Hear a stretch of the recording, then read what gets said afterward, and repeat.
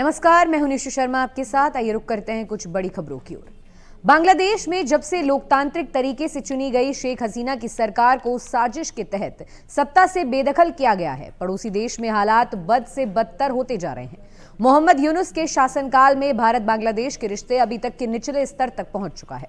बांग्लादेशी नेताओं की ओर से लगातार भारत विरोधी और उकसावे वाले बयान दिए जा रहे हैं। अब भारत ने इसको लेकर सख्त रुख अपना लिया है। हाल ही में भारतीय उच्चायोग को धमकियां मिली थी। साथ ही वहां के कुछ नेताओं ने भारत विरोधी बयान दिए थे, जिसमें भारत के पूर्वोत्तर हिस्से को भारत से अलग करने की बात वहां के नेताओं ने कही थी और वहां की आवाम को उकसाया जा रहा था कि भारत से अब अपने हिस्से पूर्वोत्तर को अलग करना है।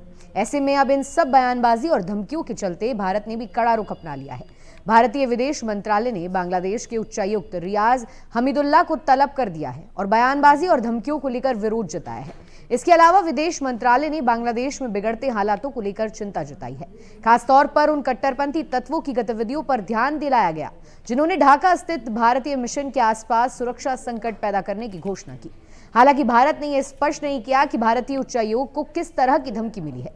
विदेश मंत्रालय ने अपने बयान में साफ कहा है कि बांग्लादेश में हाल की घटनाओं को लेकर कट्टरपंथी तत्व भारत के खिलाफ एक झूठी कहानी गढ़ने की कोशिश कर रहे हैं, जिसे भारत पूरी तरह खारिज करता है। भारत ने यह भी कहा कि बांग्लादेश की अंतरिम सरकार ने न तो इस घटनाओं की गहराई से जांच की है और न ही भारत के साथ कोई ठोस सबूत साझा किया है।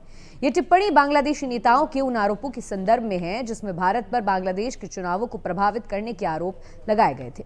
भारत ने दोहराया है कि बांग्लादेश के लोगों के साथ उनके रिश्ते आजादी के संघर्ष से जुड़े हैं और विकास और लोगों के आपसी संपर्क से मजबूत हुए हैं।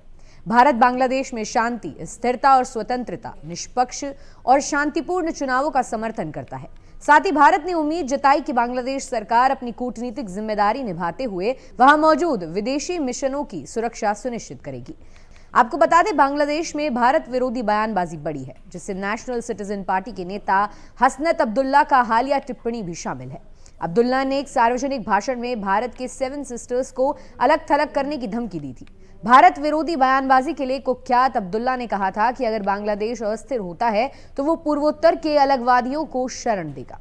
फिलहाल के लिए इतना ही। ऐसी तमाम ताज़ा खबरों के लिए आप यूं ही जुड़े रहिए हमारे साथ।